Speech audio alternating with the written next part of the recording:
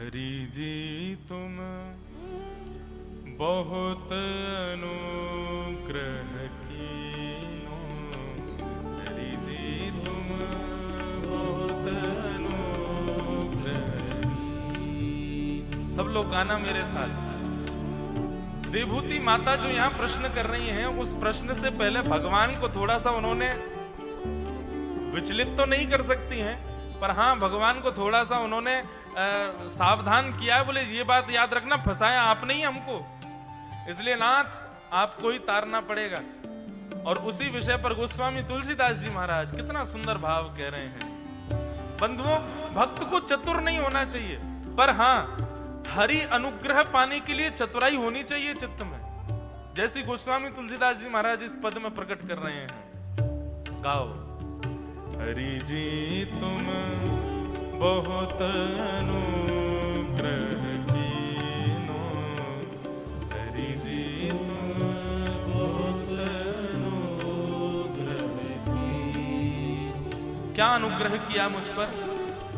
साधन धाम विबुध दुर्लभ तन, साधन धाम विबुध दुर्लभ तन, साधन धाम विबुध दुर्लभ तन, साधन धाम।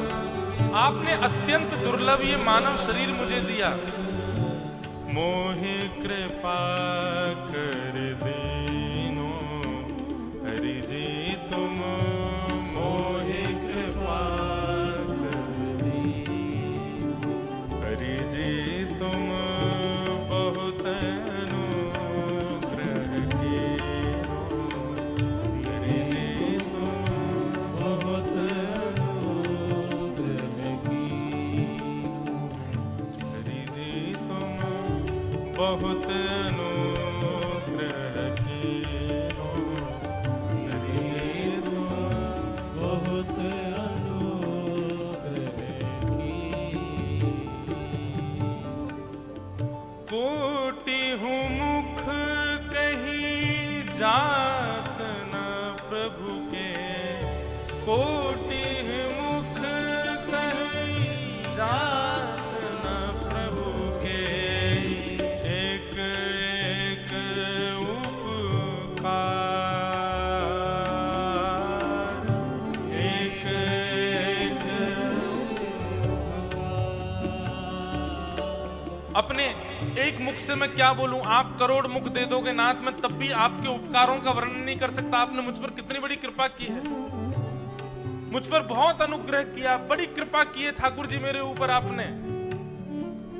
पहले तो गोस्वामी जी बड़ी प्रशंसा कर देते हैं भगवान की और कह रहे हैं आपने बहुत अनुग्रह किया, बहुत कृपा की मेरे ऊपर, लेकिन तुरंत झोली पहना करके कहते हैं तदपि नाथ कछु और मांगे हूं, तदपि नाथ कछु। आपने उपकार बहुत किए हैं, लेकिन मैं फिर भी कुछ और मांगना चाहता हूं। तदपि नाथ कछु और मांगे हूं, तदपि नाथ कछु और मांगे हो, दीजो परम उदार, दीजो परम उदार, हरि जी तुम बहुत अनुग्रह कीनो, हरि जी तुम बहुत अनुग्रह की, हरि जी तुम बहुत अनुग्रह कीनो, हरि जी तुम बहुत अनुग्रह की। तुलसीदास यही जीव मोह रज, तुलसीदास यही जीव मोह रस, तुलसीदास यही जीव मोह रज, तुलसीदास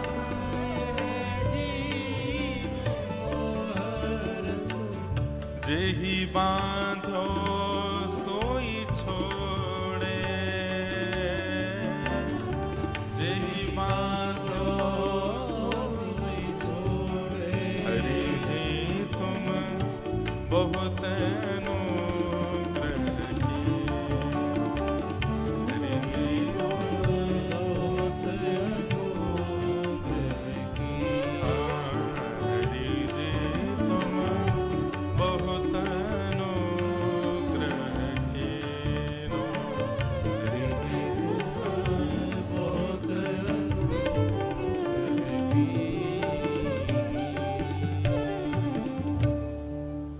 दो पंक्तियां हमने गाई नहीं, बड़ा हो जाता पद, और गा गा के व्याख्यान करेंगे तो आप समझ नहीं पाओगे, इसलिए पद पूरा करके अब व्याख्यान करते। साधन धाम विबुध दुर्लभ तन, मोह कृपा कर दीनो। जिनके लिए बड़े साधन करने पड़ते हैं, जिसके लिए बड़ी याचना तपस्या करनी पड़ती है, बंधुओं जिस प्रकार भगवत प्राप्ति के लिए तपस्या करनी पड़ती है, वैसे ही अन्य अन्य अपनी योनियों में हम प्रार्थना करते हैं ठाकुर जी से कि हमको एक बार मानव बनाइए, आपको निराश नहीं करेंगे। हम बड़ी याचनाओं के बाद मानव बनते हैं हम, लेकिन नाथ आपने मुझको मानव बना दिया। कोटि हूं मुख कहीं जात न प्रभु के, एक एक उपकार। करोड़ों मुख से भी मैं आपके उपकार नहीं कह सकता नाथ, आपने बहुत कृपा की है मुझ पर। लेकिन यहां पर पासा पलट गया। अब गोस्वामी जी क्या कह रहे हैं, नाथ आपने सब कुछ दिया, लेकिन केवल एक वस्तु मांगना चाहता हूं आपसे। भगवान कह रहे हैं जब हमने सब दे ही दिया तो फिर क्या चाहिए? बोले एक और दे दीजिए, क्या आपका क्या घट जाएगा? आप तो विशाल समुद्र हो, एक बूंद निकल जाएगी तो कहां जाएगा? कुछ नहीं, एक चीज और दे दो। जब इतनी कृपा करिए तो एक कृपा और करो। तदपि नाथ कछु और मांगे हूं, दीजो परम उदार। कृपा करके मुझको ये और दे दीजिए। भगवान बोले बताओ क्या चाहिए? बोले जो चाहिए पहले उसकी आपको भूमिका समझनी पड़ेगी नाथ। क्या? विषयवारी मन मीन भिन्न नहीं, होत कबहु पल एक। ताते सहो विपत्ति अति दारुण, जनमत जोनि अनेक। नाथ इस संसार में विषय भोग रूपी एक तालाब है। उस विषयवारी विषय भोग रूपी तालाब में मेरी मन रूपी मछली घूम रही है।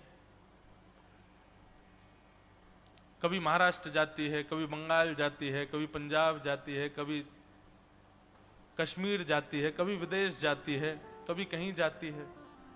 ये मन रूपी मछली संसार के विषय रूपी तालाब में डोल रही है नाथ, और ये विषय रूपी तालाब में डोलते डोलते विषयों का उपभोग करती रहेगी, और इसके विषयों के उपभोग का मुझे भोगना पड़ेगा कि मुझे नरक जाना पड़ेगा फिर?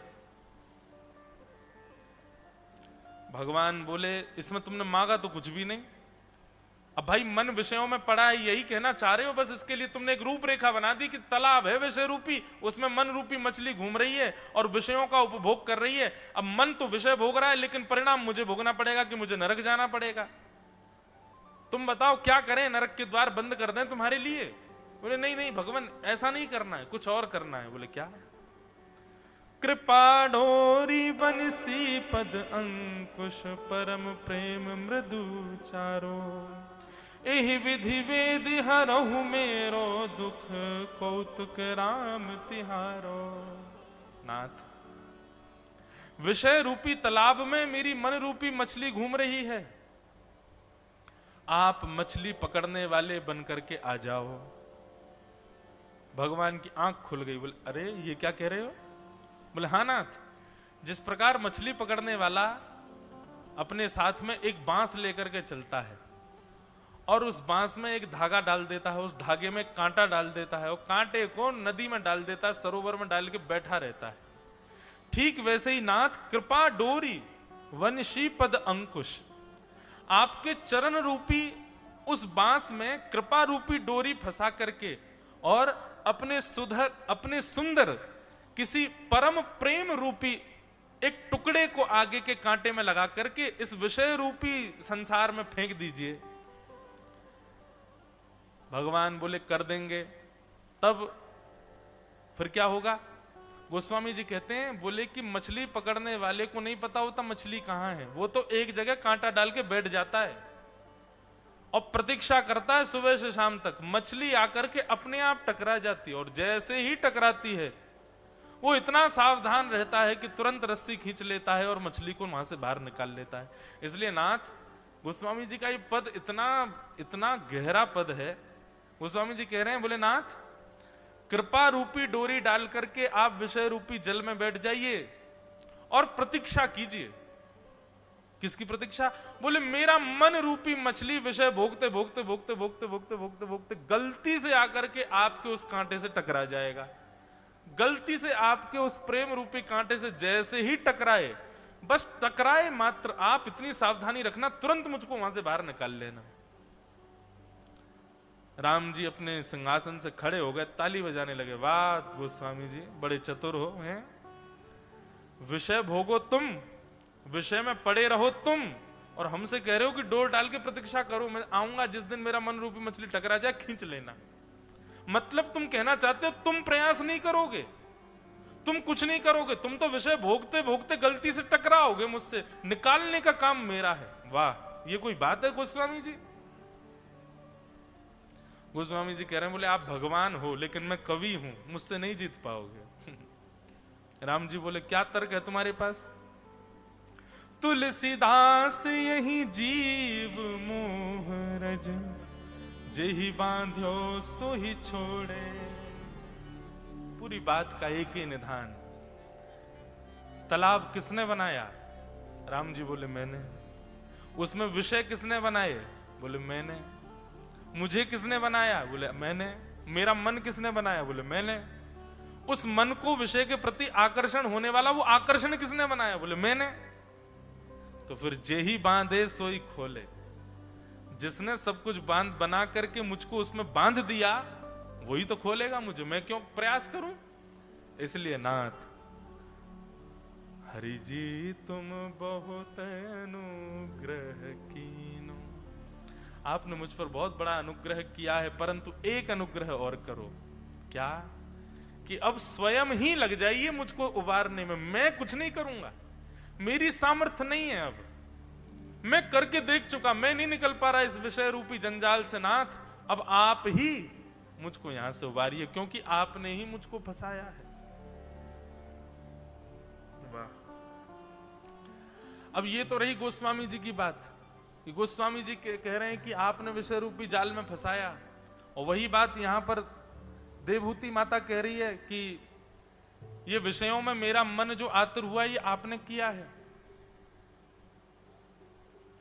यहां दोनों ने दोष ठाकुर जी को दे दिया। ठाकुर जी के पास कोई उत्तर नहीं है क्या?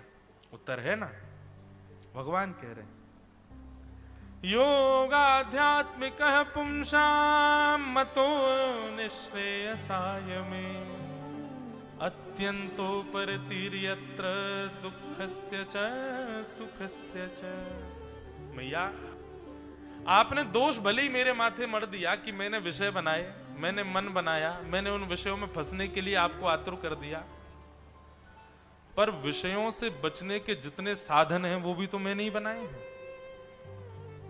उन विषयों से बचने के जितने भी प्रकल्प हैं उनका निर्माण भी तो मैंने ही किया है। केवल विषय बना करके और उसमें आपको पड़ा रहने देता तो आप मुझे दोष देती।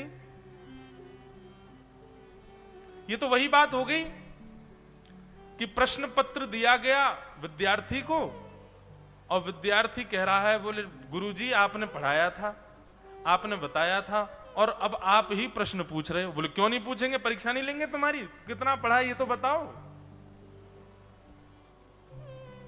ये तो वही बात हो गई ना गोस्वामी जी की। मैं गोस्वामी जी के बात से समर्थन कर रहा हूं, लेकिन हमारे ठाकुर जी भी तो कटघरे में खड़े हैं ना कि आपने विषय बनाए हैं। भगवान कह रहे हैं विषय निवृत्ति के साधन भी तो मैंने ही बनाए हैं, पालन क्यों नहीं करते उनका? पालन करो, निवृत्त हो जाओ। और देखो साधन निवृत्त होने के भी मैंने बनाए हैं और उन साधनों का प्रवचन भी मैं ही करता हूं। भगवान कहते हैं वो उसका उद्बोधन भी मैं ही देता हूं, तब भी तुम नहीं निकल पा रहे हो उससे, तो ये तुम्हारी गलती है, इसमें मेरा कोई, मुझे दोष मत दो।